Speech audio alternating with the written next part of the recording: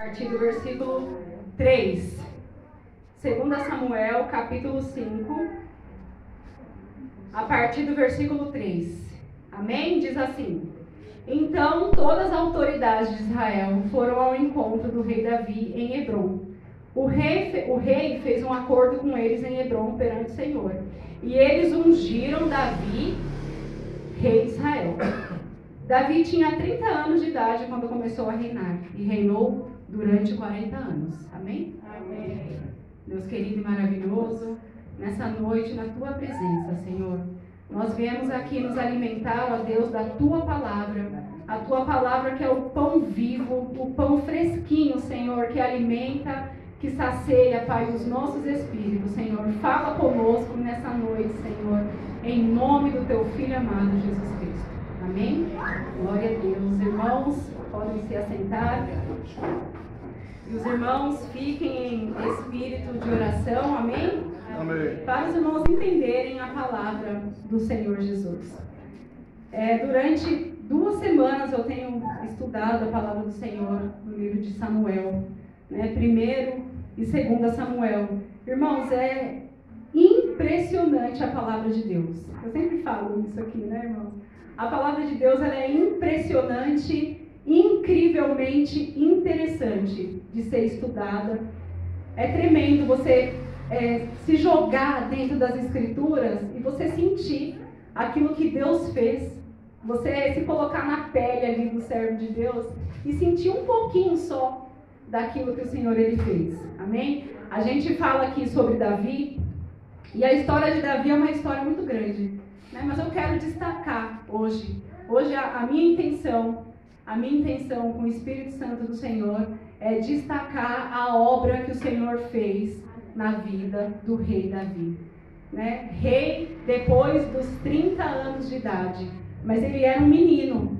Ele já foi um menino que era obediente aos pais, ele já foi um menino que cuidava do rebanho do seu pai. E quando ele estava no rebanho, quando Davi estava no pasto, ele já demonstrava características de que ele seria um grande líder. Ele não deixava nenhuma das poucas ovelhas que seu pai tinha perecer. Ele enfrentava urso, ele enfrentava leão para poder salvar a vida de suas ovelhinhas. E quando o pai dele disse para ele ir até a guerra para poder levar mantimento e trazer notícia dos irmãos dele, Davi não deixava suas ovelhas sozinha. Davi deixava ele com um pastor vizinho. Davi pegava suas ovelhas e pedia para o pastor do terreno vizinho: cuida das minhas ovelhinhas, cuida das ovelhinhas do meu pai. Então essas, irmãos, eram características que o Senhor notava. Muitos não percebiam. Muitos talvez não notavam. Os seus irmãos sim eram homens de guerra. Os seus irmãos sim eram homens valentes. Mas a gente aprende na palavra do Senhor que não importa a sua formosura, não importa a sua altura, não importa a sua força. O que importa é a coragem que você tem de Deus dentro de você. Porque Saul, ele era o homem mais alto. Saul, ele era o homem mais bonito, mais formoso em Israel. Por isso o Senhor escolheu ele, para mostrar para o povo que o rei que o povo queria não era o rei que agradava a Deus. Aleluia, Senhor. Quando chamaram Saul para se apresentar perante o povo, ele se escondeu, irmãos. Saul se escondeu. Ele estava envergonhado. Ele estava com medo de não ser aceito. E realmente ele não foi aceito no começo. Porque quando Deus levanta uma pessoa, muitos criticam. As pessoas primeiramente precisam ver os sinais, precisam ver as obras que você realiza, para depois te aceitar, porque aparentemente você é um improvável, aparentemente você não tem as habilidades necessárias para fazer a obra que você espera que Deus faça. Mas com o tempo, o Senhor vai quebrantando o coração, né? O pastor Adão, por exemplo. Por que eu li esse versículo aqui? Eu já retorno a falar do pastor. Aqui o versículo 3 diz assim, que o povo, as autoridades de Israel foram até Hebrom fazer um acordo com Davi. Davi fez um acordo com eles e eles ungiram Davi, rei de Israel. Irmãos, aquela unção foi uma unção perante os homens, mas Davi ele já era rei de Israel há muitos anos atrás. Davi já havia sido ungido rei de Israel. Aquilo ali era uma cerimônia perante os homens, mas perante o céu, perante Deus, ele já reinava, ele já era Deus. Antes do pastor Adão ser ungido a pastor, o Senhor já tinha chamado ele antes. O Senhor já tinha falado, meu servo, se levante, eu vou te usar, você vai ser uma bênção, você vai cuidar de um rebanho.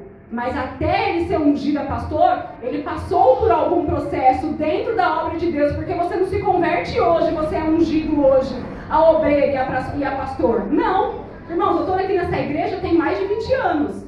Eu fui ungida missionária tem 5 anos no máximo, nem sei se tem isso. É um caminho, é um processo, é um preparamento, mas o Senhor, Ele já te chamou, já te ungiu, já te santificou. Mais, Márcia, de 5 anos? Nem sei quanto tempo faz, eu acho que é uns 5. Mas o Senhor, Ele te unge antes. Depois vem aquela autoridade perante o povo, para o povo te reconhecer e te respeitar, que você é uma autoridade, que você é ungido, que você é um chamado de Deus. E Davi, ele foi ungido pelo Senhor. Aí, irmãos, a gente vê a palavra de Deus, que é incrível. Aquela batalha que Davi foi com Saul, e aquelas mulheres fizeram aquele cântico infeliz que brotou no coração do rei Saul, aquela terrível inveja. Davi matou 10.000 e Saul matou apenas 1.000. Irmãos, esse cântico foi infeliz para a vida de Saul. A palavra do Senhor diz que todas as nações vizinhas conheciam esse cântico.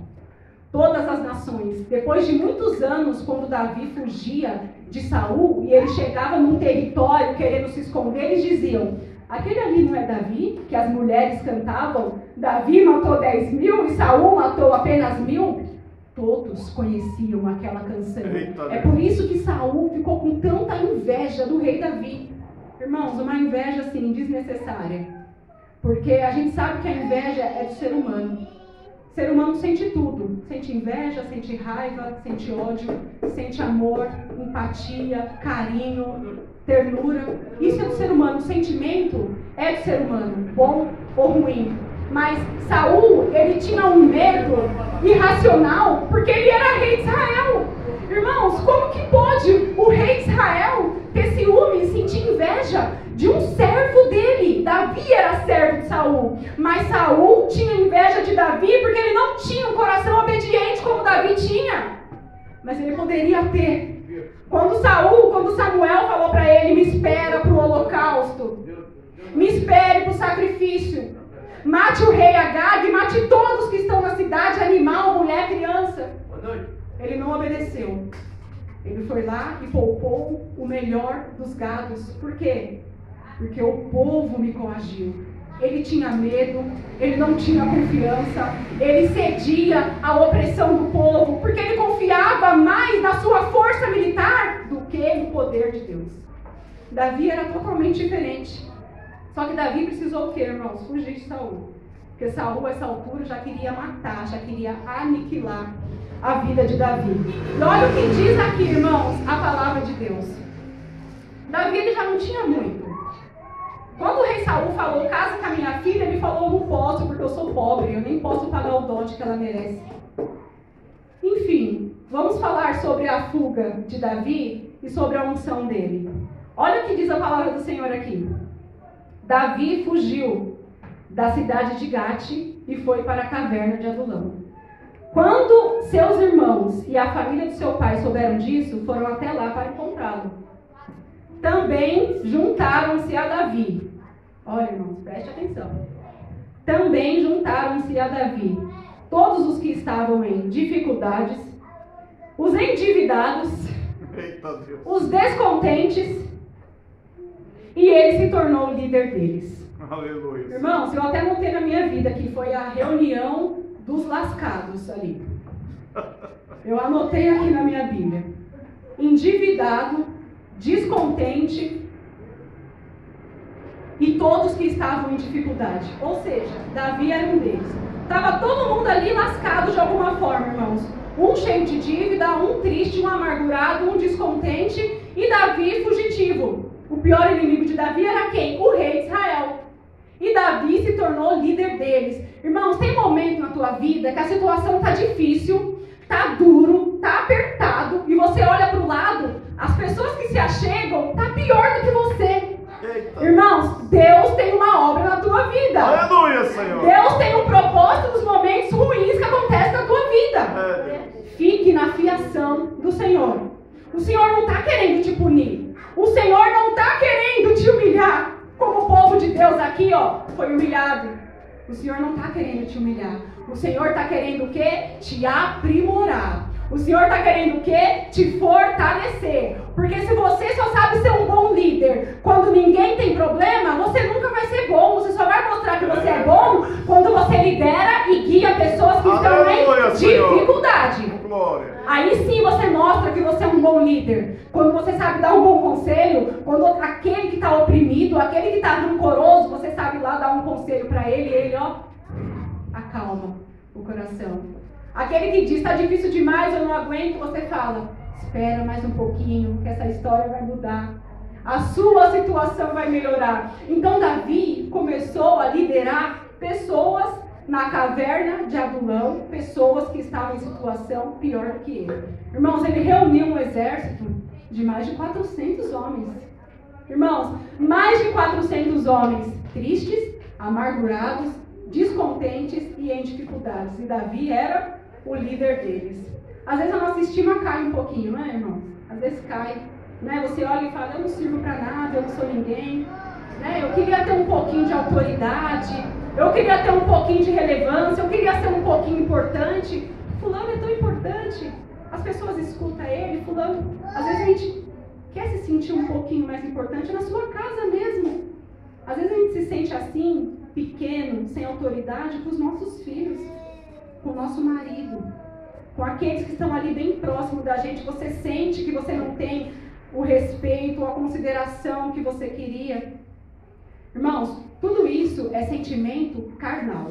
Tudo isso é sentimento que vem da carne. Coloque a tua vida diante de Deus, que o Senhor ele vai te dar sabedoria para você contornar toda e qualquer situação. O Senhor não vai deixar você ser oprimido para sempre. O Senhor ele tem um propósito através de tudo que acontece na sua vida.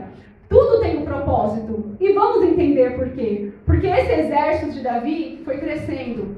Davi foi ganhando popularidade entre homens descontentes, entre homens em dificuldades, entre homens amargurados. Até que esses homens tristes, descontentes e amarguraram, viraram quem? Os valentes de Davi. Aleluia! Porque Davi Senhor. estava com eles. Davi liderava eles. Davi não desprezou aquele que era pequeno aos olhos do homem.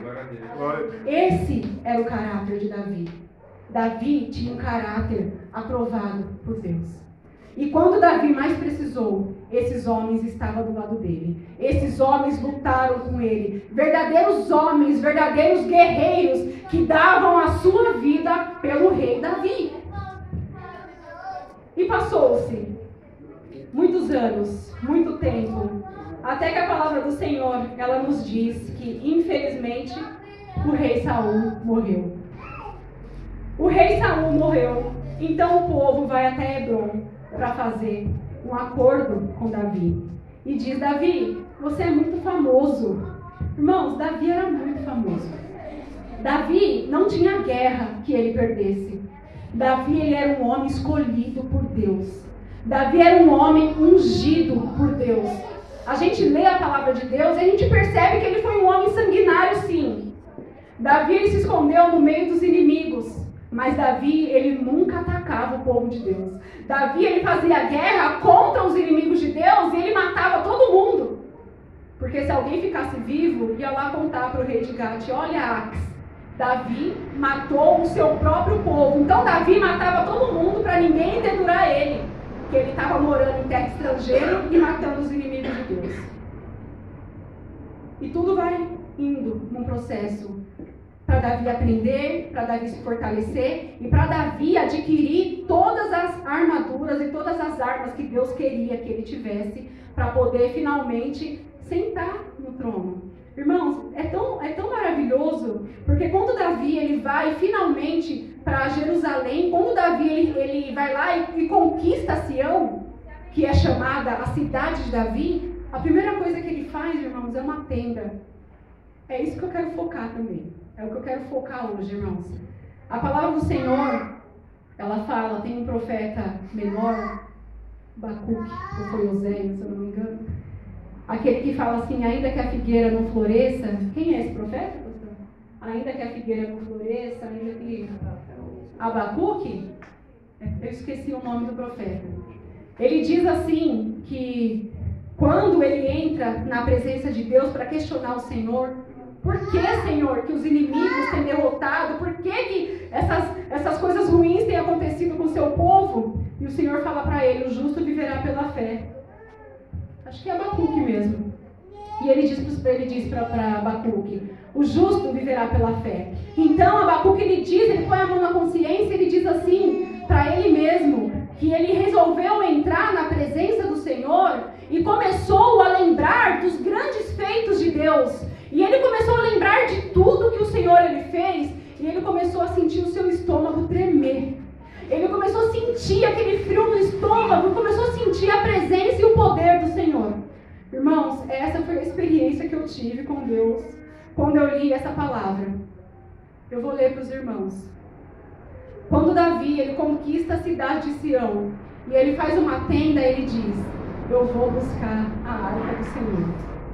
Ah, irmãos, a arca do Senhor era a glória de Israel, irmãos. A arca do Senhor foi tomada quando os filhos de Eli foram guerrear contra os filisteus. Desde então, irmãos, os filisteus oprimiam o povo de Deus. Somente Davi acabou com essa humilhação. Somente Israel, na direção do rei Davi, acabou com a humilhação dos filisteus. Aleluia, Davi, Senhor. quando era ainda um menino, ele derrotou aquele gigante. E quando ele já era rei de Israel, ele aniquilou com todos os filisteus de maneira que a terra pôde viver em paz. Então Davi disse, agora eu vou trazer de volta a glória de Israel. A glória de Israel vai voltar para o lugar que pertence a ela. E Davi foi. Eu vou ler, irmãos, eu vou ler. Os irmãos fiquem atentos, eu vou ler a palavra do Senhor. Aqui são alguns versículos. De novo Davi reuniu os melhores guerreiros de Israel, 30.000 ao todo. Ele e todos os que o acompanhavam partiram para Baalá e Judá, para buscar a arca de Deus. A arca sobre qual é invocado o nome do Senhor dos Exércitos, que tem o seu trono entre os querubins acima dela. E puseram a arca de Deus num carroção novo, e a levaram da casa de Abinadab, na colina de Uzá. Filhos de Abinadab conduziam a carroça com a arca de Deus. Aió andava na frente dela. Davi e todos os israelitas iam cantando e dançando perante o Senhor, ao som de todo tipo de instrumentos de pinho, armas, liras, tamborins, chocalhos e símbolos. Quando chegaram à eira de Nacon, Uzá esticou o braço e segurou a arca de Deus, porque os bois haviam tropeçado. A ira do Senhor acendeu-se contra Uzá, por seu ato de irreverência. Por isso, Deus o feriu, e ele morreu ali mesmo, ao lado da arca de Deus. Davi ficou contrariado, porque o Senhor, em sua ira, havia fulminado Uzá, e até hoje aquele lugar é chamado Pérez Uzá. Naquele dia, Davi teve medo do Senhor e se perguntou, como vou conseguir levar a arca do Senhor? Por isso ele desistiu de levar a arca do Senhor para a cidade de Davi. Em vez disso, levou para a casa de Obed-edom, de Gate. A arca do Senhor ficou na casa dele por 3 meses. E o Senhor o abençoou, a ele e toda a sua família. E disseram ao rei Davi, o Senhor tem abençoado a família de Obed-edom e tudo que ele possui, por causa da arca de Deus. Então Davi, com grande festa, foi à casa de Obed-edom e ordenou que levassem a arca para a cidade de Davi. Quando os que carregavam a arca do Senhor davam 6 passos, eles sacrificavam um boi e um novilho gordo. Davi, vestindo o colete sacerdotal de linho, foi dançando com todas as suas forças perante o Senhor, enquanto ele e todos os israelitas levavam a arca do Senhor ao som de gritos de alegria e de trombetas. Aleluias! Amados irmãos,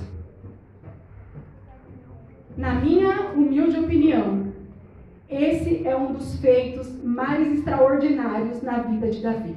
Aleluia. Ele matou um gigante, mas ele ter trazido a glória de Israel para Sião, ele ter trazido a presença de Deus, porque a arca representa a presença de Deus, para Sião, era tudo do que aquele lugar precisava. Aleluia! Aquele lugar precisava da presença de Deus, aquele lugar precisava da Shekinah do Senhor. Irmãos, e a palavra do Senhor relata, como eu acabei de ler para os irmãos, que primeiramente Davi levou de forma irreverente, mas quando Davi, no temor do Senhor, consultou, a palavra do Senhor diz no livro de 2 Crônicas, capítulo 15, que Davi reuniu todos os descendentes da família de Arão, que eram levitas e que poderiam carregar a arca do Senhor, carregando sobre os seus ombros. Ali, de forma reverente, de forma pensada, ele disse: vocês, levitas, se santifiquem.